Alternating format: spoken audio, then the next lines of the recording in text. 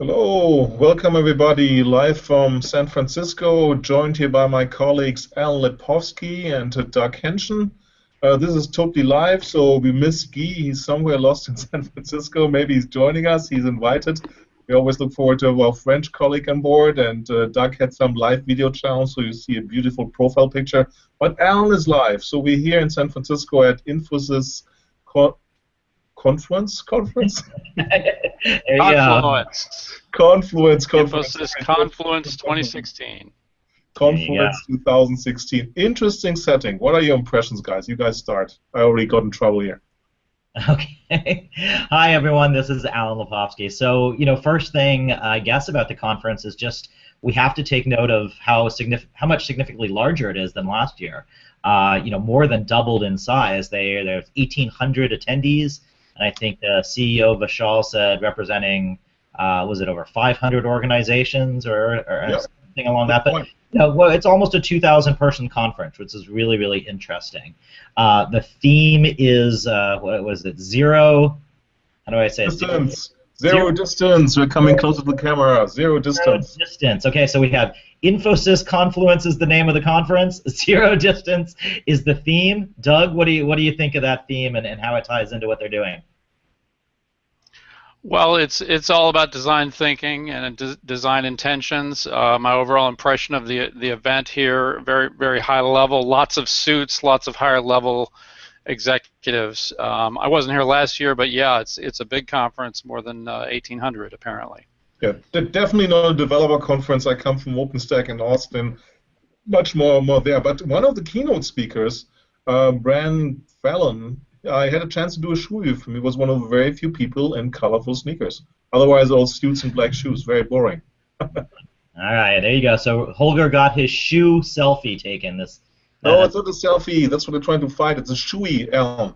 Okay. Well, you mentioned Bran. That's one of the interesting things I found about this conference is it was a mix of Infosys messaging, things that we'll get into, like releasing their new versions of Aikido and new artificial intelligence called Mana, but they also sort of made this in an entertainment-like event, sort of like a TED conference, where they had some incredible design thinking speakers. You mentioned Bran, and as well professors from the MIT Media Lab, and some others, so we can get into that. But why don't we, start to dive into, the details of Infosys themselves and the announcements that they made.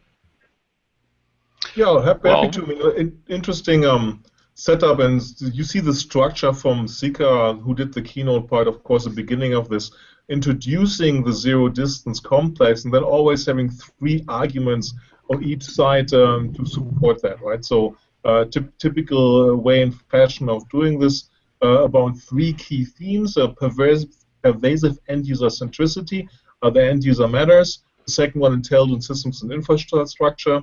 And the third one being extreme efficiency of disintermediation. The third one was kind of like a new one to me. What did you guys pick up? Doug, I have my three in a minute, but why don't you jump in? Well, I think the Mana AI announcement was clearly the big hurrah. Mana, I immediately put to mind Hannah. I think Vishal is putting his fingerprints on that. A lot of comments about that on Twitter. I didn't hear a real clear rationale for the name, but whatever, it's Mana, and I think I want to see what's under the hood. I mean, we heard from customers offering their opinion on it. The early use is said to be at Infosys facilities, with facilities managers using sort of its dashboard to improve the operation of cooling systems and environmental systems.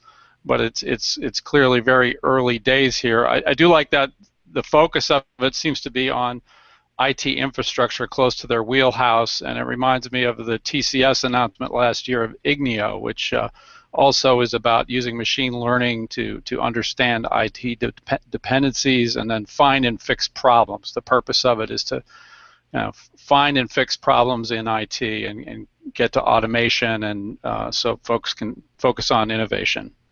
Okay. Yeah, good point. So I think just to put the perspective right, Mana is built on top of the Aikido services, which they announced about half a year ago or something like this, I think. And there was some thinking about it being good things, good waves, good connections in some Polynesian, I believe. So, right? So Pacific names being high on the list here right now. But Alan, you want to say something?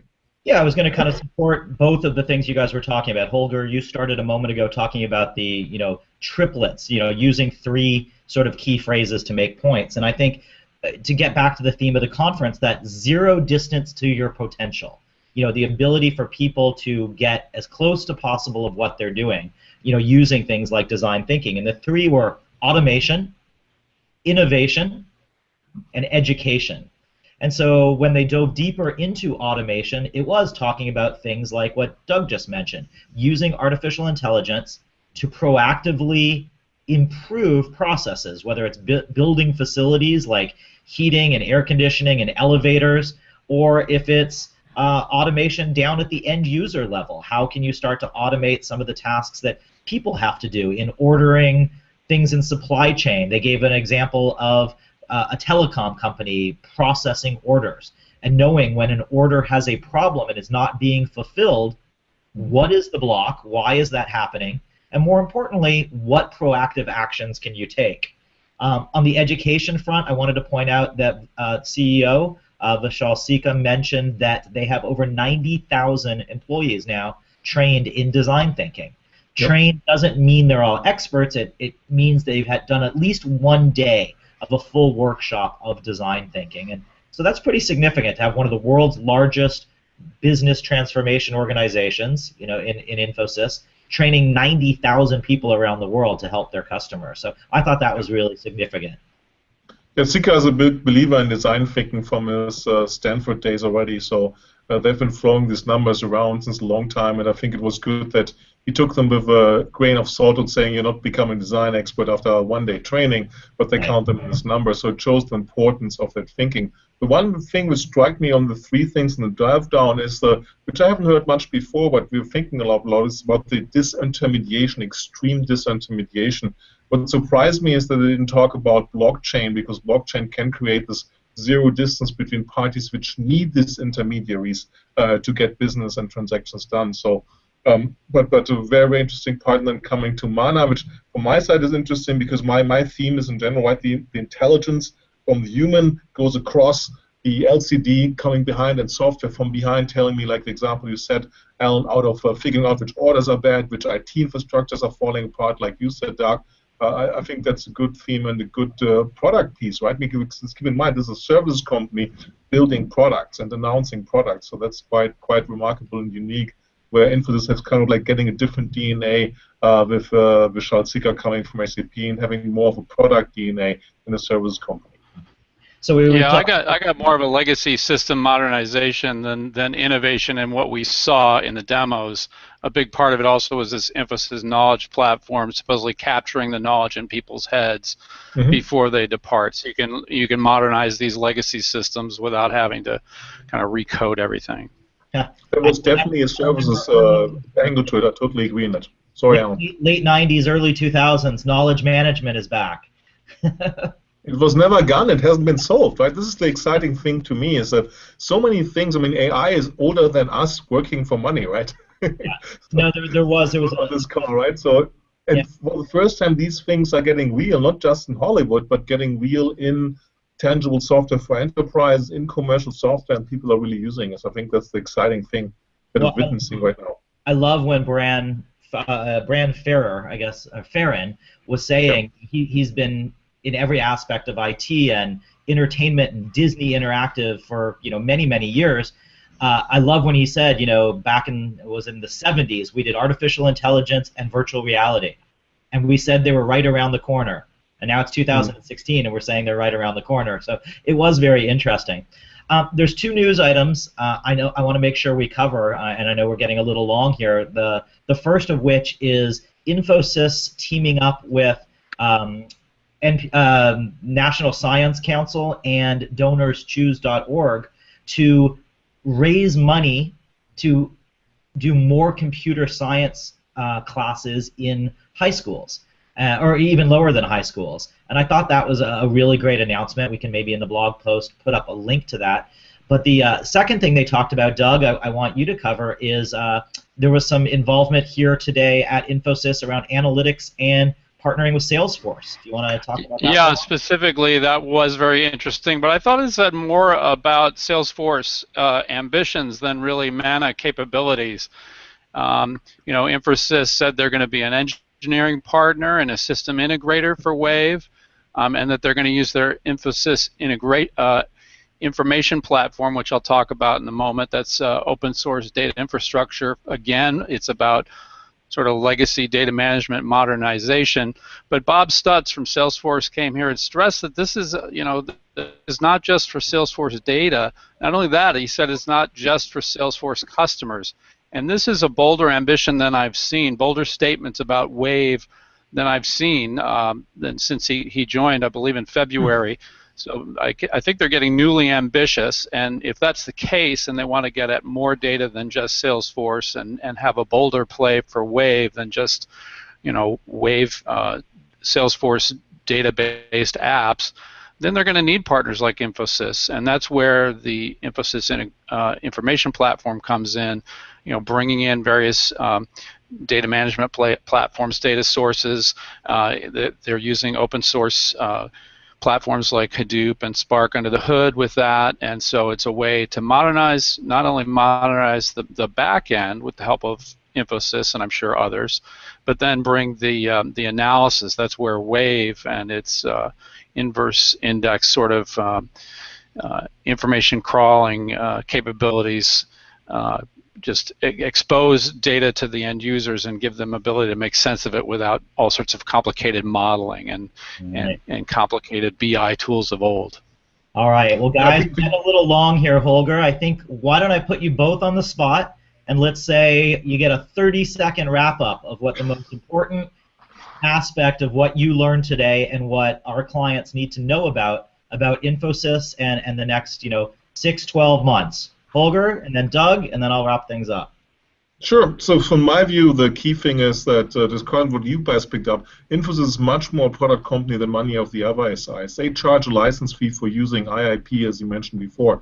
Quickly on the Salesforce thing, I think it's a traditional integration piece, system integrator piece happening here.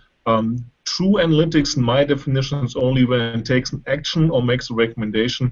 We saw very little of that, both from Infosys Mana today. It was lots of visualization, as much as I know from Wave. So for customers, the important thing is Infosys is becoming a different kind of SI with deeper integrations with partners and their own IP. We'll have to see. Mana just got announced how much of real IP that gets, but IP is a product coming from a system integrator. So quite a remarkable change in strategy. Yeah, and from my perspective, I'll be anxious to see what it really turns into, what the initial deployments are with Mana and with partners like Salesforce with Wave. Is it more about legacy sort of optimization and modernization, or are they actually then unleashing, with all that freed up time and all that automation, are they unleashing innovation? We have yet to see that. Alrighty, and I guess from my perspective, my coverage area being collaboration and the way people work together, I'm certainly interested in how Mana and artificial intelligence is going to play a role, not just in things like email and calendars and some of the things that other vendors are showing, but Infosys was showing how artificial intelligence will be in specific business processes, how it's going to help people do some very specific jobs.